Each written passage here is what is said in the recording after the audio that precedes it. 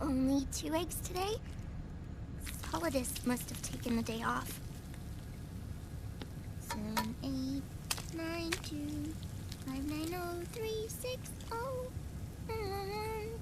3, 3, 0, 5, 3, 0, 5, 4, 8, 8, 2, 4, 6, 6, 5, 2.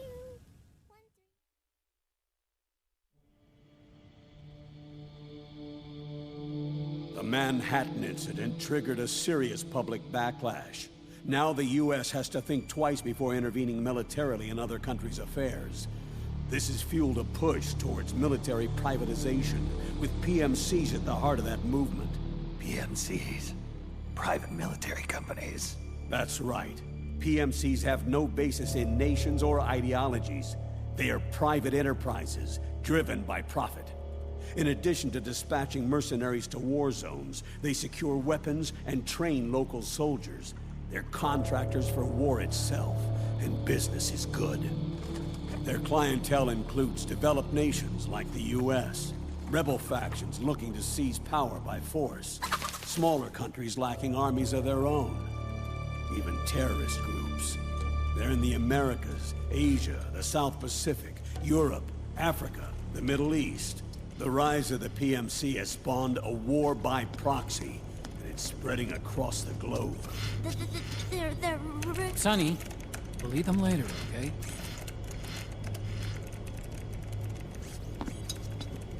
Every age has its mercenary. These PMCs are nothing new. We've been dealing with them since before the turn of the century. No, Snake. They're nothing like the mercenaries of the past.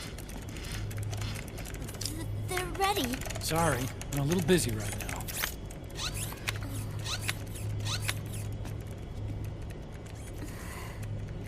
The Pentagon's new battlefield control system has produced a decisive difference between hired guns and the PMCs of today. The system was developed by Arms Tech Security. Arms Tech? You mean AT Corp? Yeah. In recent years, AT Corp has shifted focus from weapons development to security tools. And since the establishment of AT Security, business has been booming.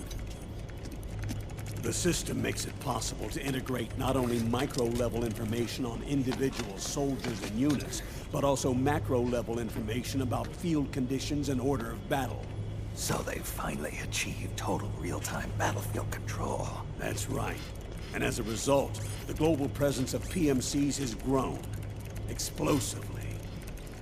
Truth is, the rise of system-controlled PMCs has led to a dramatic decline in civilian casualties and human rights violations on the battlefield. A cleaner, safer battlefield. Makes for nice propaganda.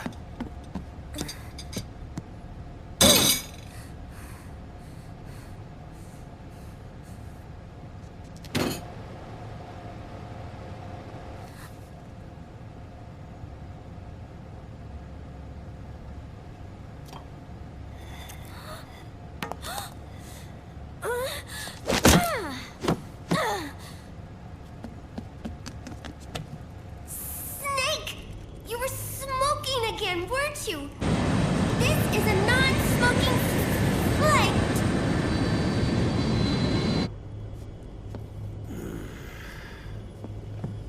There's more.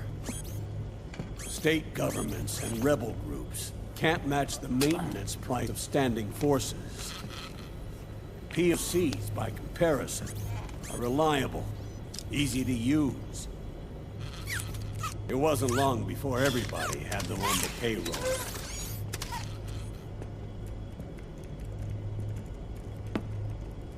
And, as a result, regular armies began to decline worldwide.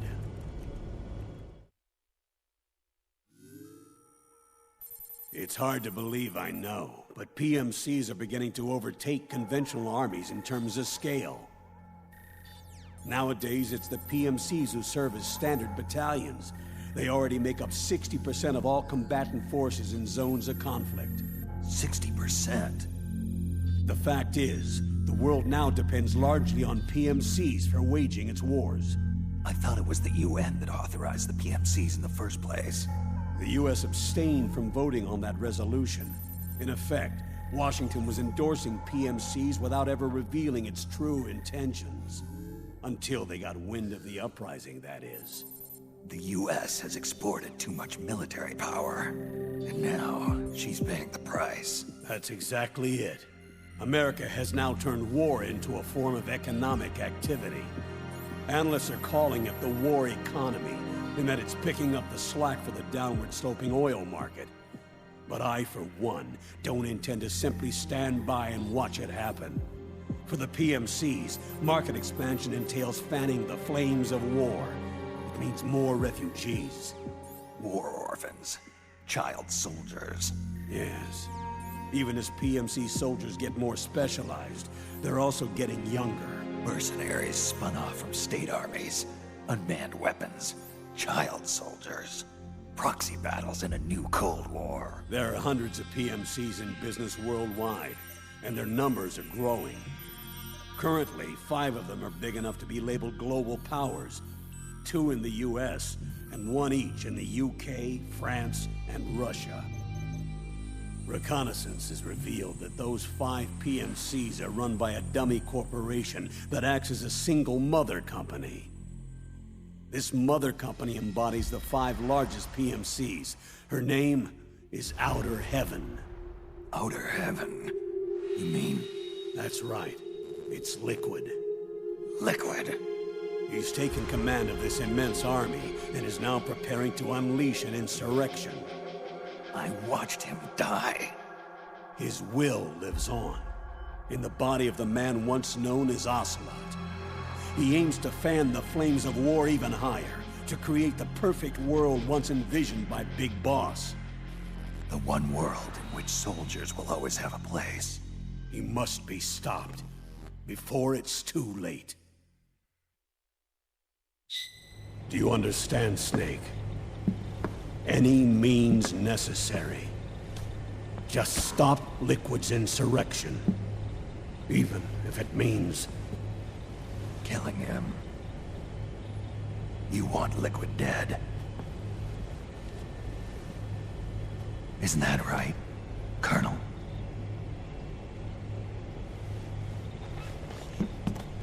I'm sorry. I know. This isn't justice. It's a covert assignment. A hired hit. A wet works op targeting the head of a major multinational corporation. Why me? Because of the military might of the PMCs, and the effect they have on the economy. War is to the 21st century what oil was to the 20th, the pillar that supports the global economy. You'll recall a rather alarming report issued by that American think tank during the Cold War. One that described a new model for perpetual war. What we're facing now is a whole new ballgame. Iron Mountain's Delphi technique. That was fiction. It existed only on paper. The reality is far more serious. The global community is concerned, but they're all too afraid of the war economy collapsing to do anything about it. The UN, too. Sounds pretty self-serving to me. Snake. This mission isn't an order from Washington. Not like the old days. And it's not something the UN can officially sanction either. But we can't just look the other way, while Liquid plots this insurrection. If we fail to act, he'll become the greatest threat the world has ever faced. Snake.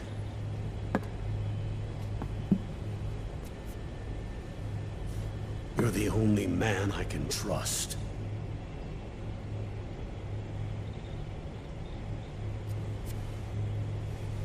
Fine. Let's hear it.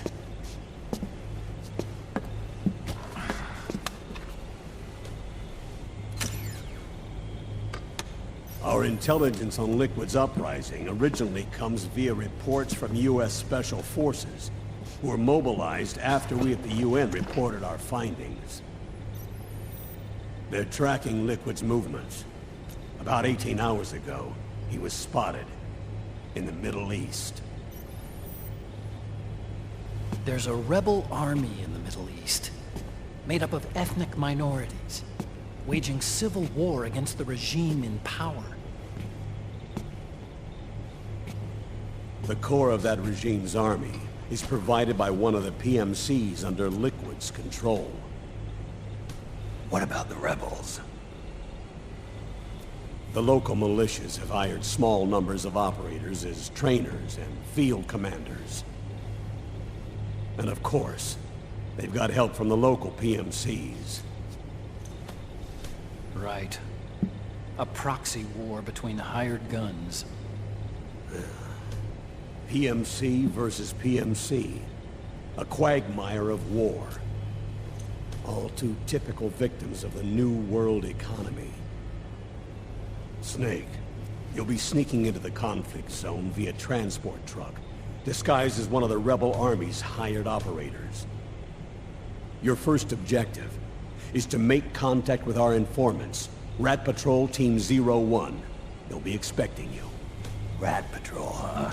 They sound sneaky.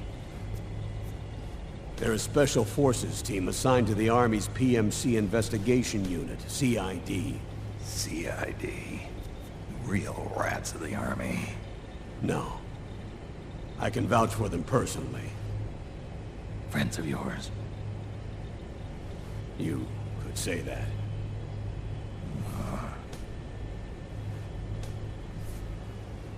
Transportation to the area will be provided under cover of a UN humanitarian aid mission, with support from the US military. From there on, though, you'll get no protection, and no guarantees from anyone. And you must not leave behind any evidence of your involvement in the area, let alone that of the UN. If word of this ever leaked out, it would spark a global firestorm.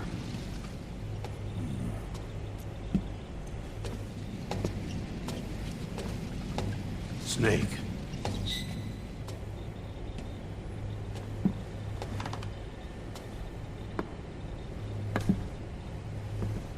Will you do this for me?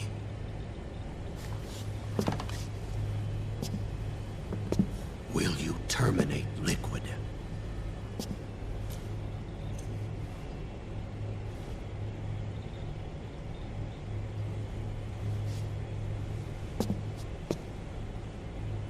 I'm not like the PMCs.